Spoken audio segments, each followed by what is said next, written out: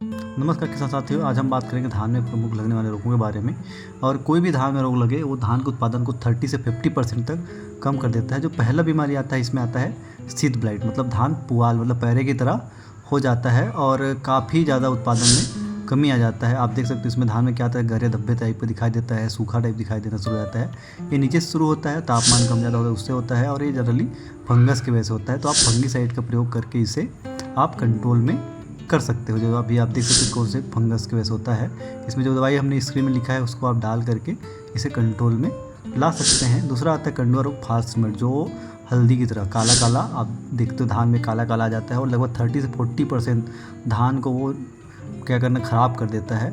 उत्पादन में और वजन में मतलब कमी आ जाता है। जैसे काला और पीलापन, इसका पहचान यही है कि जब धान में बाल निकलना शुरू होता है तब काला काला आता है और दिखते दिखते ही से पूरे खेत में फैल जाती है। सो कंट्रोल करना भी बहुत कठिन काम हो जाता है क्योंकि जल्दी से ये कंट्रोल होता नहीं है और बीमारी जनरली मौसम के अप एंड डाउन की वजह से होता है।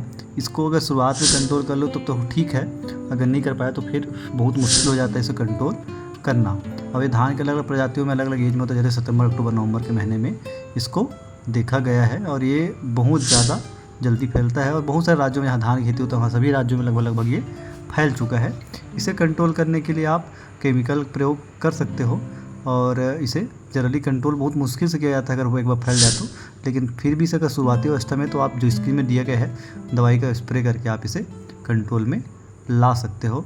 तीसरा आता है तना छेदक, मतलब आपके धान के अंदर एक स्टेम बोरर अंदर घुस जाता है और अंदर से ही क्या करता है वो तना को काट देता है, जिससे बाल सूख जाता है और 70% तक इसमें डैमेज होने के चांसेस रहते हैं। अधिकतर खेतों में देखा 20 से 25% डैमेज हो जाता है। उसको बदरा बोलते हैं हम लोग, जो आपके हाथ में भी नहीं आता। उसे कंट्रोल करने के लिए आप काटा प्लस का छिड़काव कर सकते हैं। अगर ये 3-4 बीमारी जो बाल आने के बाद होता है, जैसे आप देख सकते हो इसमें अंदर में क्या होता है कीड़ा घुस जाता है, तो इसके लिए आप शुरुआत में ही अगर स्प्रे कर देते हैं तो ये 3-4 जो बीमारी मुख्य रूप से बाल आने के बाद जो आपको बहुत ज़्यादा डैमेज करता है, इससे आप बच सकते हैं और आपके जो उत्पादन क्षमता है वो कम भी नहीं होगा। तो आप इन 3-4 बातों का ध्यान रखना है और जब बीमारी लगे तो उस समय यूरिया का प्रयोग नहीं करना है आपको।